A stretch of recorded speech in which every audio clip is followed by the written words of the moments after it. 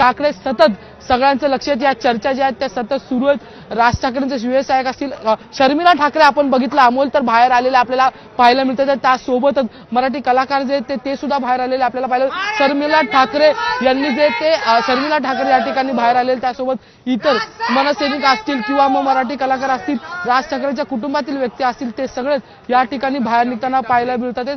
अमित ठाकरे काही वेळात निघतील, त्याच्यासोबत आपण जर पाहिलं तर जय ठाकरे जे ते या ठिकाणाहून निघालेले आपल्याला पाहायला मिळतात। त्यामुळे राज ठाकरेंच्या कुटुंबातील जेवढी काही लोक होती ते जी सकाळपासून भेटीगाठींसाठी या ठिकाणी आली होती, कुटुंबातील ठाकरे परिवारातील जी काही लोक होती ती आता जे ती मेळाव्याच्या दिशेने निघालेली पाहायला मिळतात।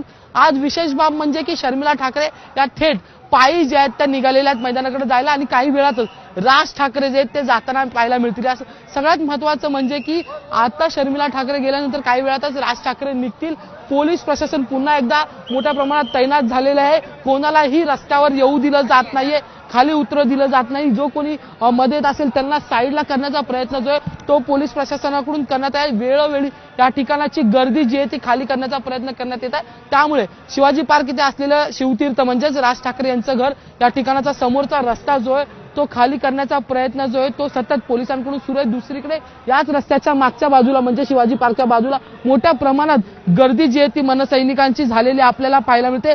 सगळे मनसैनिक आतुरतेने राज ठाकरेंना पाहण्यासाठी या ठिकाणी उपस्थित असलेले आपल्याला पाहिलं, तर त्यामुळे एकंदरीत काही वेळातच आता राज ठाकरे बाहेर पडतील असं दिसतं आहे। राज ठाकरेंच्या पत्नी शर्मिला ठाकरे बाहेर पडलेले आहेत, त्यांच्यासोबत काही कुटुंबीय देखील बाहेर पडलेले आहेत। वेदांत नेब आपल्या सोबत आहेत, त्यांच्याकडे आपण जाऊया।